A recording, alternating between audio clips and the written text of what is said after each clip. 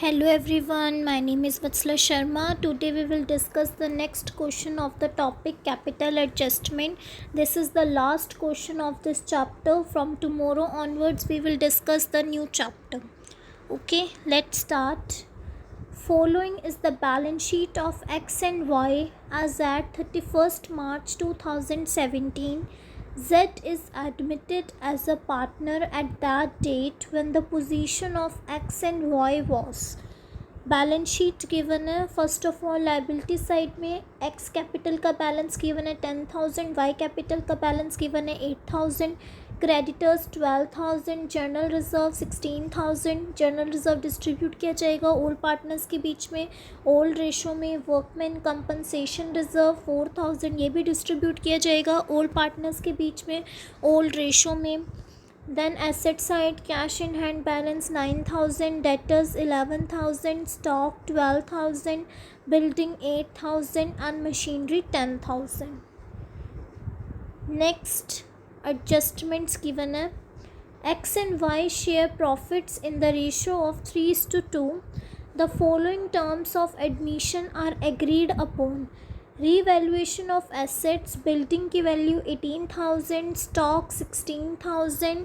The liability on workman compensation reserve is determined at 2,000. ये हमने पहले भी डिस्कस किया था कि अगर इन रिज़र्व पे कोई लाइबिलिटी होती है तो वो सबसे पहले हम लाइबिलिटी को मीटअप करते हैं, बाकी रिमेनिंग अमाउंट जो बचता है वो हम डिस्ट्रीब्यूट करते हैं.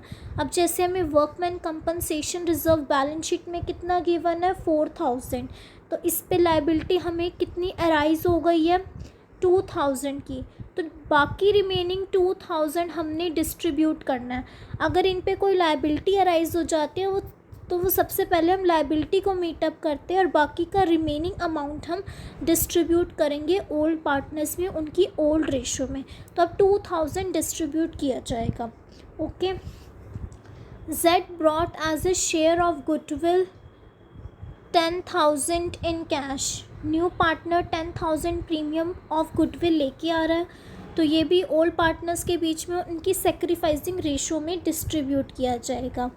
Next, Z was to bring further cash as would make his capital equal to 20% of the combined capital of X and Y after above revaluation and adjustments are carried out.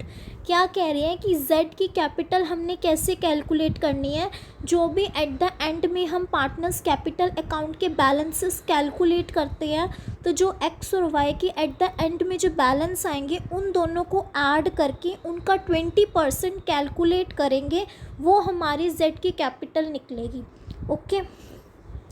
Next हमें given है future profit sharing proportions were 2:2:1. मतलब इनकी new profit sharing ratio हमें given है 2:2:1. Let's start the question. First of all हम revaluation account बनाएंगे, फिर उसके बाद partners capital account and then balance sheet. तो रिवैल्यूएशन अकाउंट में यही चीज़ें आएंगी जो अभी हमने डिस्कस की हैं कि हमें एसेट की रीवैल्यूड वैल्यू गिवन है, बिल्डिंग की गिवन है एंड स्टॉक की. तो पहले देखते हैं कि बिल्डिंग की कितनी वैल्यू हमें गिवन है. बिल्डिंग की वैल्यू हमें गिवन है बैलेंस शीट में 8,000 एंड और रीवैल्यूड वैल्यू कितनी आई है 18,000. तो 10,000 से बिल्डिंग की वैल्यू इंक्रीज़ हुई है, तो क्रेडिट साइड शो किया जाएगा रिवैल्यूएशन अकाउंट के. तो बाय बिल्डिंग या by increase in building that is 10,000. Okay. Next stock. Stock की वैल्यू हमें बैलेंस शीट में कितनी गिवन है 12,000 और हमें एडजस्टमेंट में कितनी गिवन है 16,000. तो 4,000 से स्टॉक की वैल्यू इंक्रीज़ हो रही है, तो क्रेडिट साइड शो करेंगे रिवैल्यूएशन अकाउंट के by increase in stock that is 4,000. और देखो और कुछ गिवन है रिवैल्यूएशन अकाउंट के लिए? नो, और कुछ नहीं गिवन. और कुछ भी नहीं गिवन, तो हम इनका बैलेंस निकाल लेंगे. क्रेडिट साइड 14,000 है, डेबिट साइड कुछ नहीं है. डेबिट साइड शॉर्टेज है वो प्रॉफिट इंडिकेट करता है. तो रिवैल्यूएशन अकाउंट का प्रॉफिट पार्टनर्स कैपिटल अकाउंट में जाता है. तो टू पार्टनर्स कैपिटल अकाउंट 14,000 को हमने ओल्ड पार्टनर्स में डिस्ट्रीब्यूट करना उनकी ओल्ड रेशो में. तो उनकी ओल्ड रेशो कितनी है इनकी ओल्ड रेशो हमें गिवन है 3:2, तो हम 14,000 को 3:2 में डिस्ट्रीब्यूट करेंगे। कैसे? 14,000 इंटू में 3/5 करेंगे तो ए का शेयर रहेगा 8400 एंड 14,000 इंटू में 2/5 करेंगे तो बी का शेयर आएगा 5600।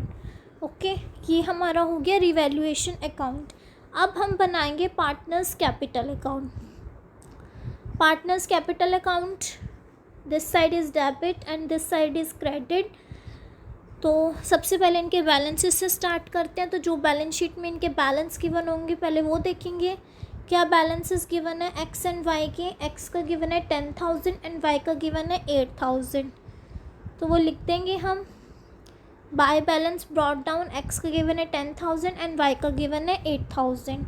और बैलेंस शीट में अनडिस्ट्रीब्यूटेड प्रॉफिट रिजर्व वगैरह एग्जिस्ट कर रहे थे तो उन्हें डिस्ट्रीब्यूट किया जाएगा ओल्ड पार्टनर्स में उनकी ओल्ड रेशो में। तो 16,000 को एक्स और वाई में हम डिस्ट्रीब्यूट करेंगे। इनकी ओल्ड रेशो क्या है? 3:2, तो हम 16,000 को 3:2 में डिस्ट्रीब्यूट करेंगे।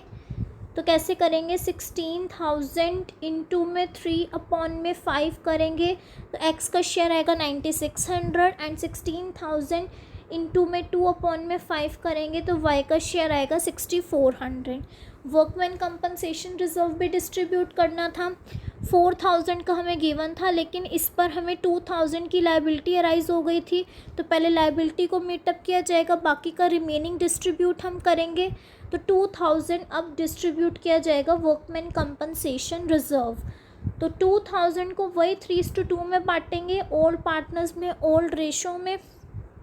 तो जब 2,000 का 3/5 करोगे तो ए का शेयर आ जाएगा 1200, सॉरी एक्स का शेयर आ जाएगा 1200 एंड वाई का शेयर आ जाएगा 800। अब premium for goodwill old partners में जाएगा। जो new partner premium for goodwill लेके आया ओल्ड पार्टनर्स के लिए वो डिस्ट्रीब्यूट किया जाएगा ओल्ड पार्टनर्स में उनकी सेक्रीफाइसिंग रेशो में। अब हमें ओल्ड रेशो भी गिवन है 3:2 और न्यू रेशो भी गिवन है 2:2:1। इन दोनों की हेल्प से हम सेक्रीफाइसिंग रेशो निकाल लेंगे। कैसे निकालेंगे? Old ratio minus new ratio. Old ratio में गिवन है 3:2 एंड न्यू रेशो गिवन है 2:2:1। तो शॉर्टकट मेथड क्या है सेक्रीफाइसिंग रेशो कैलकुलेट करने का? पहले तो हम ओल्ड रेशो का टोटल करेंगे 3 + 2 5, न्यू रेशो का टोटल करेंगे 2 + 2 + 1 5। ये दोनों ऑलरेडी इक्वल है तो हमें इक्वल करने की ज़रूरत नहीं है, तो अब सीधा लेस कर देंगे। Old ratio minus new ratio को 3 में से 2 गया 1 एंड 2 में से 2 गया 0। तो सेकंड पार्टनर कोई सेक्रीफाइस नहीं कर रहा, फर्स्ट पार्टनर ही सेक्रीफाइस कर रहा है। तो पहले पार्टनर को सारा प्रीमियम ऑफ गुडविल मिल जाएगा क्योंकि फर्स्ट पार्टनर ही सेक्रीफाइस कर रहा है। ठीक है, तो प्रीमियम फॉर गुडविल एक्स को मिलेगा, वाई को नहीं मिलेगा क्योंकि वाई का शेयर 0 आ रहा था। तो वाई प्रीमियम फॉर गुडविल कितना लेकर आ रहा है न्यू पार्टनर? 10,000, तो वही 10,000 सारा का सारा एक्स को मिल जाएगा। नेक्स्ट जो रिवैल्यूएशन अकाउंट का प्रॉफिट आता है वो हम पार्टनर्स कैपिटल अकाउंट में डिस्ट्रीब्यूट करते हैं, तो वही प्रॉफिट पार्टनर्स कैपिटल अकाउंट में डिस्ट्रीब्यूट किया जाएगा। ए का कितना आ रहा था 8400 एंड बी का आ रहा था 5600। तो बाय रिवैल्यूएशन एक्स का आ रहा है, सॉरी ए बी नहीं है, एक्स का आ रहा है 8400 एंड वाई का आ रहा है 5600। नेक्स्ट देखो और कुछ है जो आएगा पार्टनर्स कैपिटल अकाउंट में।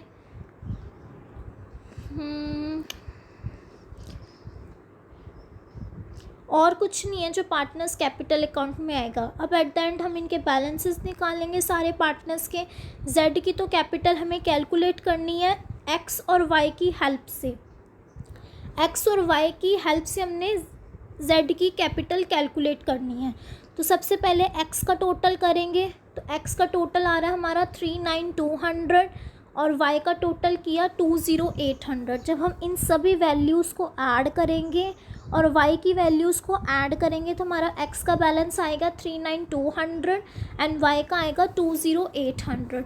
अब क्वेश्चन में क्या गिवन था कि x और y की कंबाइंड कैपिटल लेनी है, मतलब 39,200 प्लस 20,800 इन दोनों को ऐड करके जो आंसर आएगा इसका 20% जो आंसर इन दोनों को ऐड करके जो आंसर आएगा उसका 20% हमने कैलकुलेट करना है।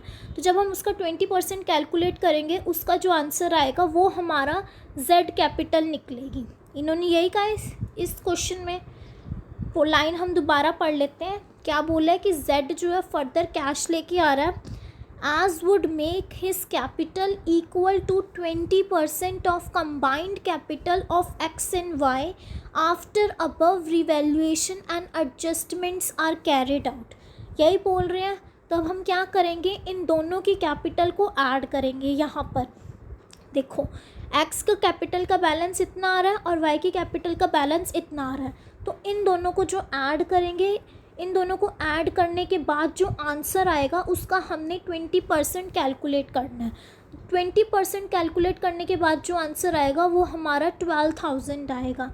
तो अब ये 12,000 जो है न्यू पार्टनर कैपिटल लेकर आ रहा है कैश की फॉर्म में। तो ये 12,000 जो है न्यू पार्टनर कैपिटल लेकर आ रहा है।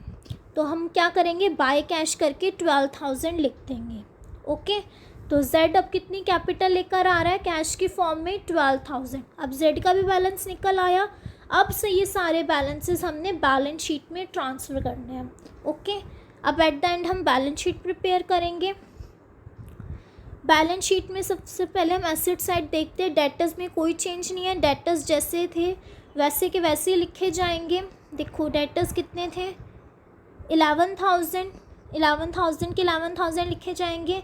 स्टॉक एंड बिल्डिंग में चेंज आ रहा था तो बैलेंस शीट में हम रीवैल्यूड वैल्यू लिखते हैं। बैलेंस शीट कितनी मतलब रीवैल्यूएशन ऑफ एसेट्स में जब हमें नीचे एडजस्टमेंट में रीवैल्यूड वैल्यू जो गिवन होती है ना एसेट्स की, हम वो लिखते हैं। तो हम बैलेंस शीट में बिल्डिंग की 18,000 वैल्यू लिखेंगे एंड स्टॉक की 16,000 वैल्यू लिखेंगे।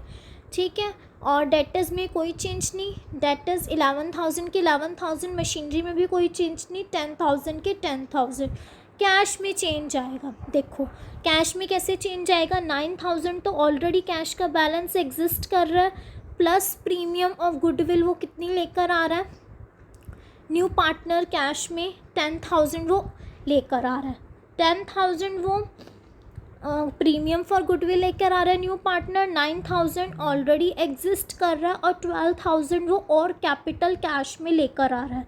तो ये प्रीमियम फॉर गुडविल भी कैश में लेकर आ रहा है और वो कैपिटल भी कैश में लेकर आ रहा है। New partner premium for goodwill और कैपिटल ये दोनों कैश में लेकर आ रहा है, तो इसलिए कैश में ऐड हो जाएंगे, कैश का बैलेंस बढ़ जाएगा। तो ये दोनों चीज़ें हम कैश में ऐड कर देंगे तो हमारा आंसर आएगा 31,000 हमारा कैश का बैलेंस आएगा।